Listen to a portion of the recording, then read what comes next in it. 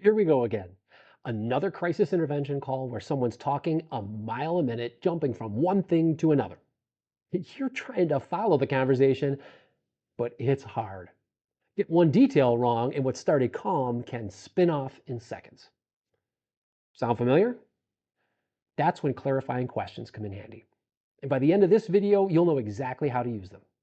I'm Troy Siewert, retired police lieutenant and certified CIT trainer. I teach officers how to handle mental health crisis calls with calm, confident communication so you're never guessing when it matters most. If you've watched the last few videos, you've already built a strong foundation.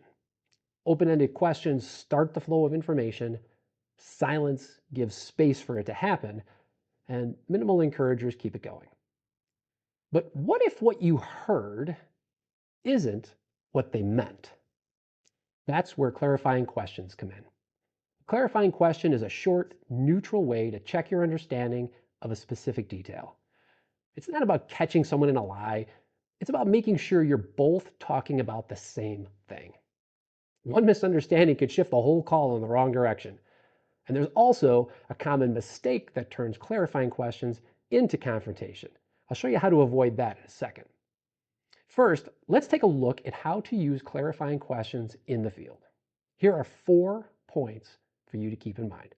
First, have the right tone. If your voice sounds dismissive or judgmental, the other person is going to pick up on it and will probably get irritated or upset. Ask your question with real curiosity instead. Sound respectful and show genuine interest. That's what keeps communication open. Tone makes a difference. It could change how they feel as well as how they respond. The second key point is to use a good intro phrase. Start your clarifying questions with openers like, help me understand. Just so I'm clear, or I want to be sure I heard correctly. Those phrases show you're trying to get it right, not trying to corner them. The third thing to keep in mind is stick to specific facts to confirm what you heard. You want to focus on details that can be described or verified. Things like when, where, who, or a specific what. Ask questions like, so that happened last night? Or she's your sister, right? Just simple checks that help get the facts straight. But here's the caveat. Try to avoid starting your question with the word why. It tends to sound like you're questioning their judgment or motives, and that puts people on the defensive.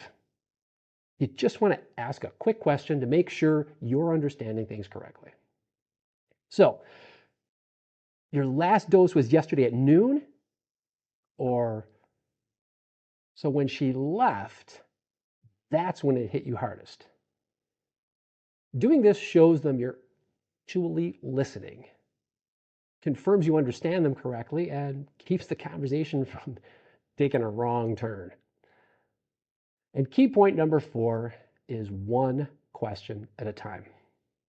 Ask one clarifying question, then wait for the answer.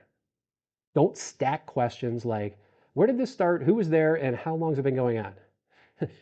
That rapid fire style sounds like an interrogation, and it makes people feel accused and need to defend themselves, which only escalates things. Just ask, wait, then move on. You'll see how much of a difference this small shift can make. As we've said, these calls can be fast, confusing, and filled with information coming at you from all directions. Trust me, I've been there. Lost in a long, disjointed story and overwhelmed with all the details until I asked a few clarifying questions that cut through the noise and helped me to understand what was really going on. Okay, let's put this all together and see how this plays out in the field. More specifically, what it sounds like when you do it right. Example 1. A person tells you, I just want to disappear. Statement's pretty vague. It can be interpreted in several ways. So you calmly ask, when you say disappear, are you thinking about ending your life right now? No accusations, no judgment, just a desire to clarify and understand. Example 2. You're talking to someone after they've just had a heated argument. And they say, I called her, then she called me, and then I went over there, and she said I never called. We've all been there. It's easy to lose track when emotions are high and things are moving quickly. So you respond with, just so I'm clear, you called her first or she called you first? That clarifying question makes sure you understood them correctly. It's direct, specific, it gets you the information you need. Example 3. Someone says, everything's ruined. Instead of just assuming you know what they mean, you ask a clarifying question. When you say ruined, are you talking about your job, your relationship, or something else? Getting clarity like that helps you be grounded in facts, not assumptions, so you don't say the wrong thing later. All right, so that's how clarifying questions work in real life. Now let's talk about what they actually do for you on a call. Using clarifying questions well can do 3 big things for you on a call. Number 1, you avoid confusion and misunderstandings. Crisis situations move fast. Emotions run high, and there's a lot coming at you all at once. It's easy to fill in the blanks or assume you know what someone means. When you use clarifying questions, you cut through the noise and drill down to the specifics, so you and the person are on the same page about what's really being said. Number 2, you make better decisions. When your understanding of the situation is accurate, your judgment improves because you're basing decisions on what's really happening, not on assumptions. Number 3, you build rapport and trust. When you take time to confirm what someone means, it shows respect. People recognize that you're listening carefully and not jumping to conclusions. And that's when people stop defending and start trusting you. That's how you can take a confusing conversation and move it toward resolution. One clarifying question at a time.